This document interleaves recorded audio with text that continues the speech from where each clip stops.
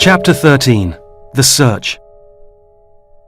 The next morning, Eddie and Lynn walked into the dining room and saw Jen having breakfast with some members of the band. Two men in uniform were also sitting at the table. They were asking questions and taking notes. Eddie assumed it was a discussion about the coming evening's performance. He was relieved to see that Dominic was nowhere to be seen.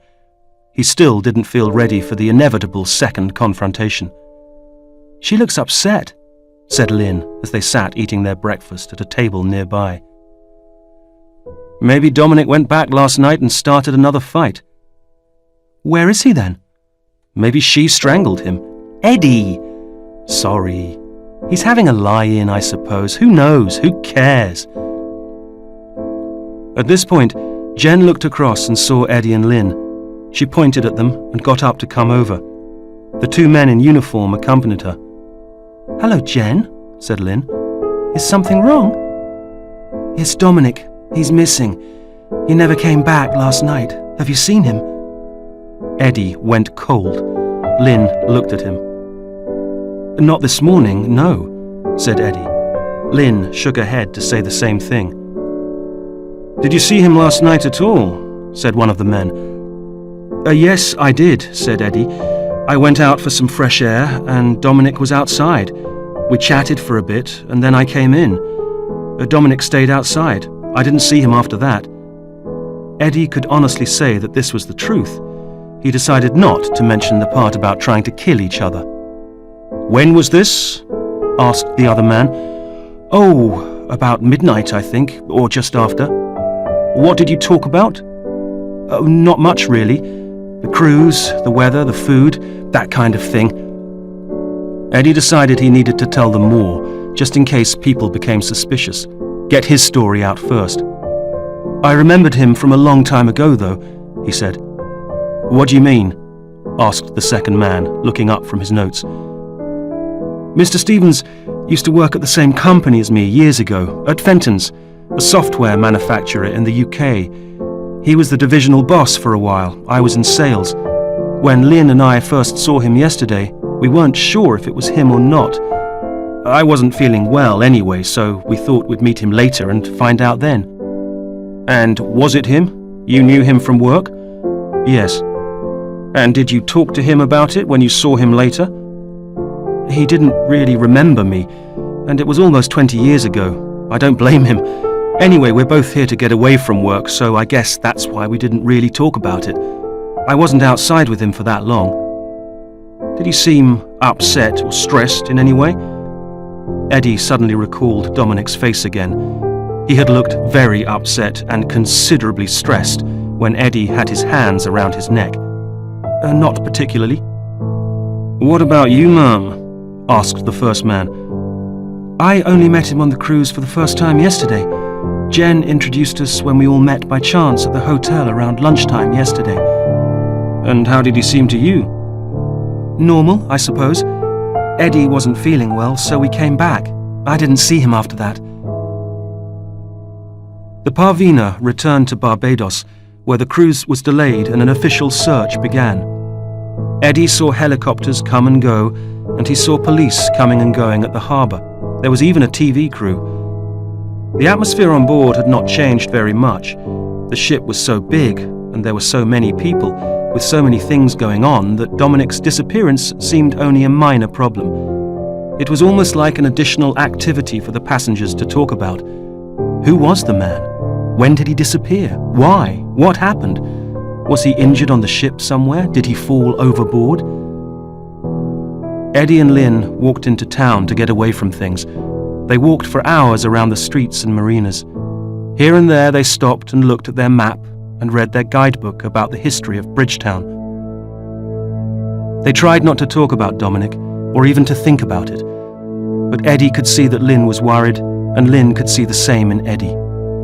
Sooner or later, they had to talk again. So they had lunch in a cafe overlooking a small bay, and Lynn was the first to speak. "What do you think has happened, Ed?" "I've no idea.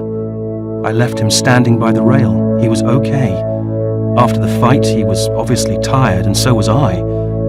To be honest, I think we were both a bit shocked and embarrassed and bruised, but he was all right when I left him.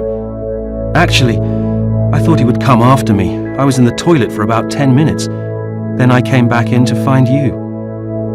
Do you think he fell overboard? She asked. Not from where we were.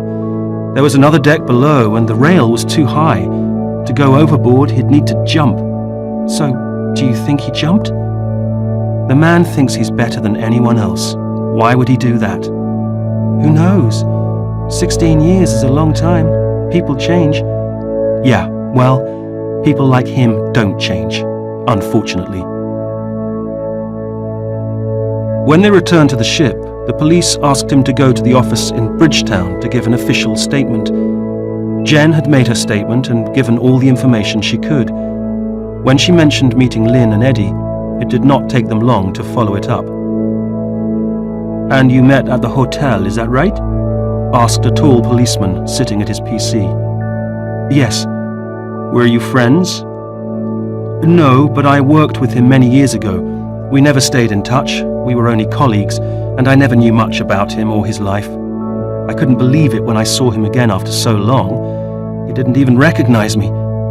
So did you meet later, back on the boat? Not together, no. As I said, his girlfriend met my wife by chance. We met briefly at lunch, and we agreed to meet later for a drink. Eddie didn't mean to say that, but then he realized Jen had probably said that in her statement. Eddie waited for another question. The policeman looked up at him. How did he seem when you met him at the hotel? Happy? Sad? It was hard to tell, said Eddie. That was true. He had his sunglasses on the whole time. We only chatted for a few minutes. And did you meet for a drink? No, we didn't. We were supposed to meet at the bar after Jen, his girlfriend, finished her session with the band. I met him briefly on deck, though. I see, said the policeman, tapping information on his keyboard. What did you talk about? Not much, really. I was only with him for about 5 minutes, but I came inside because I was cold. Then Eddie thought he should add something else. I was hoping to find out what he'd been up to since the old days, but I never saw him after that. Why not? I'm not sure, to be honest. I was with my wife for the evening, but we went back to our cabin earlier than we'd planned. We were tired. I was feeling unwell. I was unwell at the hotel. Too much sun, I think. Ah, yes. Mr. Stevens' girlfriend mentioned that. What time did you go to your cabin? I have no idea. Eddie didn't like to end his statement with uncertainty, so he added, On the ship, you lose track of time. We both went to sleep. The first thing we heard about Dominic's disappearance was this morning when Jen came to tell us at breakfast. The policeman nodded and carried on typing. So what do you think has happened? Eddie asked the policeman. We're not allowed to say, Mr. Monroe. A thorough search of the ship and the area is being carried out.